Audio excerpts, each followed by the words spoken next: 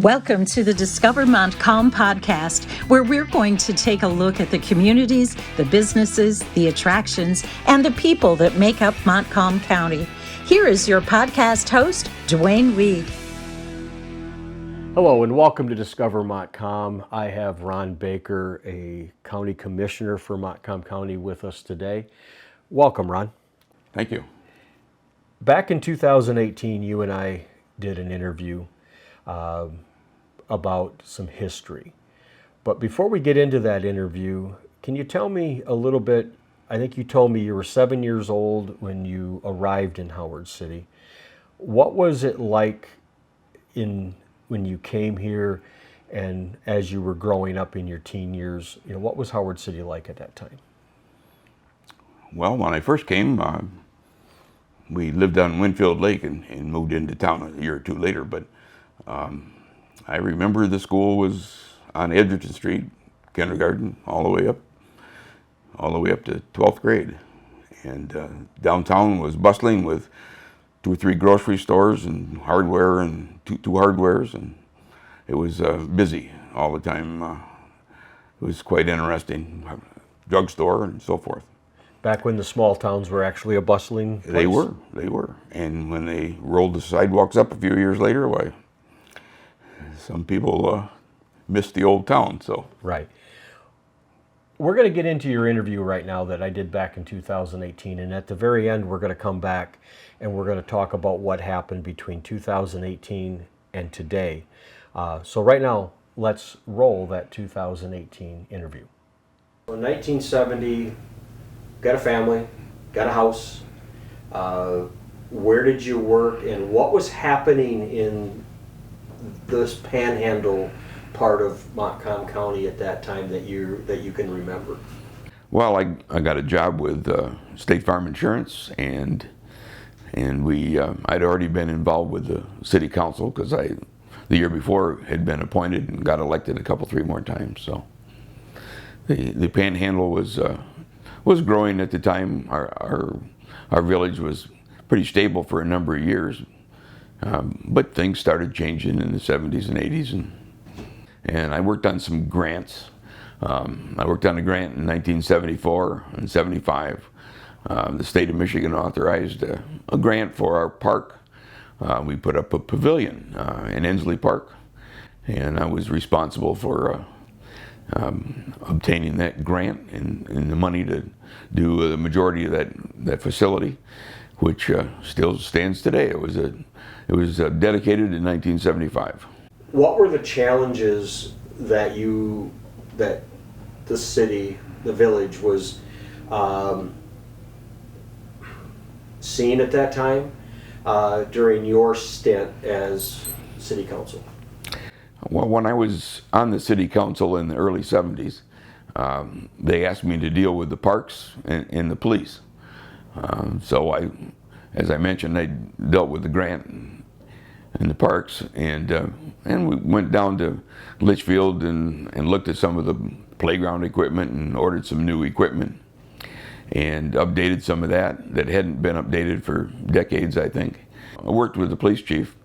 I don't remember exactly what year it was, but it was in the 70s. We had a number of intersections that had a stop sign, and then the other direction was a straight through without stopping. And we tried to work towards getting 4-way stops to control the traffic from all directions. And today, there's a lot of those around, and it's much more effective than having one street where people are going wide open and other ones where they stop or might not stop. What were some of the zoning challenges, or what was the biggest growth factor that you were seeing in our area during the mid-70s to the early 90s while you were here as the zoning commissioner? Well, when Howard City was laid out, we had most of the lots were 50 feet wide, and in the houses 100 years ago they didn't need much space, and they stacked them close together. And later in time, people needed more space. Fast forward to today, what has been consistent about our area, and where have we seen our biggest growth in your opinion? When I was young, the downtown was vibrant with a number of stores. And then as the years went by, the downtown went away. The businesses quite often moved outside or just left town.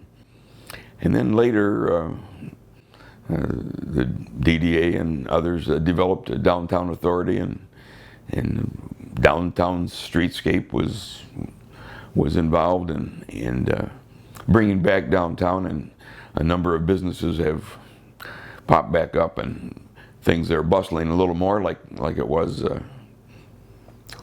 50 years ago. Let's jump ahead and let's get a little, let's talk county commissioner. Well, as far as county commission is concerned, I was working on a project one day, and a couple of the senior statesmen in town came around and asked me if I'd be willing to run. I hadn't given it much thought, but after they presented the proposal, I said, well, I'll try and do the best I can. Talk about what you've seen on a county level from the time that you started as commissioner till now.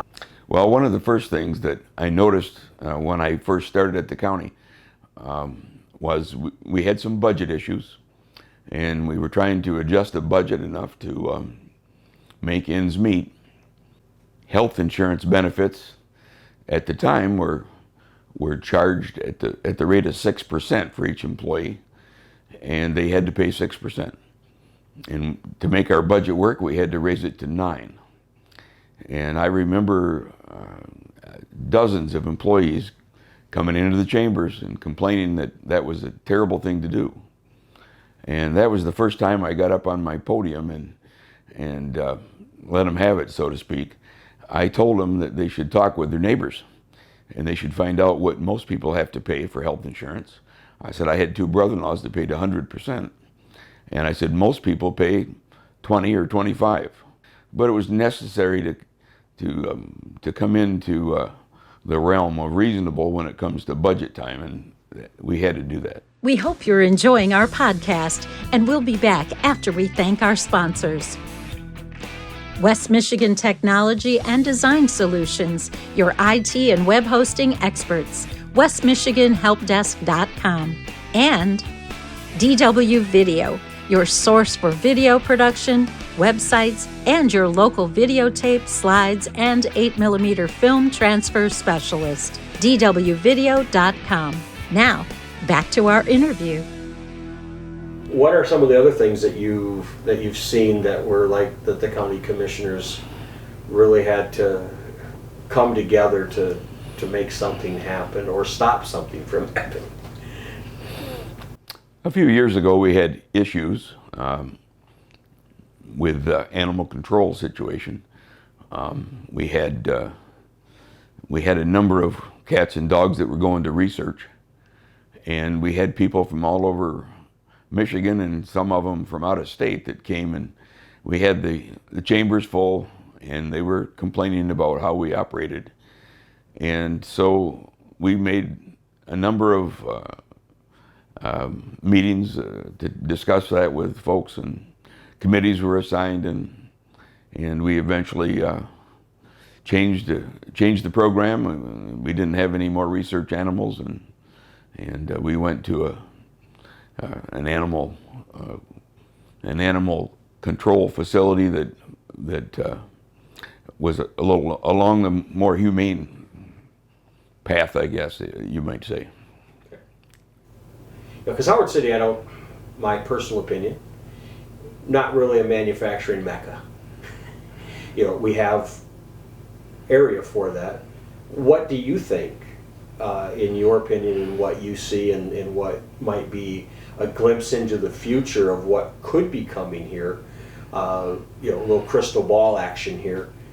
Yeah, the Renaissance zone in Howard City can be utilized for manufacturing, but it also could be utilized for warehousing and other smaller businesses that that could take advantage of the fact that the expressway is close, and that is an issue with some companies. They don't like to be too far from good transportation. So I think in Montcalm County, we have one of the better accesses to the major highway than almost anybody. The other ones are on 2-lane state roads, and we have a federal expressway right within a couple of miles.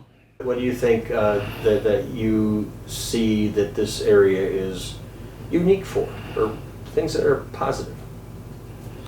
Well, I think Montcalm County has a number of lakes and streams, and it's close enough to the metropolitan area that it's a very desirable area to live in and still be close enough to culture and arts. And so I think it's a good draw for people that don't mind a little time on the road to get to work. And so I guess that would be the biggest thing. And many companies have noticed that and thought about positioning themselves in an area where the people can help them, and it's been an increase in economic development, I think, for us to have those companies arrive. Wow, there's a lot of history that you went through, and kind of gave us a good insight to what was going on. But now we're in 2022, and a lot has changed since 2018, or has it? What has been going on since 2018 to now in your role as a county commissioner, and what's been going on around the county? Well, the county had some budget issues over the years, and we've had a number of controller administrators, and we have a new one we have had for a couple, 3 years, and our budget and audits are much better than they were, and things are looking up. We have money to spend on things, and we're able to hire a few more people, and it's better for the employees and the constituents, and it's better for the commissioners, because it's a lot easier when you're rolling along and able to accomplish a few things. From your opinion, why should someone discover Montcalm County? Well, we have a nice rural area with many lakes, and we're so close to the cultural areas of Big Rapids and Grand Rapids that it's just a few minutes down the expressway. So it's the perfect mix for someone who doesn't want to live right in the city. And if they do want to work in the city, that's a quick commute because of the expressway. It is. So close. It's 20 or 30 minutes either way. Yeah. As long as you're going north and south. That's East right. and west, it's still too Well, late. they have good roads east and west. Yes, they do. They're not 4 lanes. So from the business side of things, have we seen some good growth in business since 2018 till now? And in what areas are we seeing that? There's a lot of changes. Different businesses come and go, but it looks to me like based on the tax base, there's a lot of construction and building, and I think things are moving forward. Recently, we've had a little issue with energy, as everybody knows, price of gasoline and stuff, and that has changed some dynamics, but I think overall we're doing real well. That's good to hear.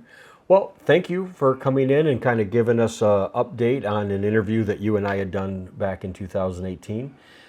Remember to buy and shop locally. Connect and subscribe to Discover Montcalm Podcast at discovermontcalmpodcast.com. Follow us on Facebook, Instagram, and YouTube at Discover Montcalm Podcast.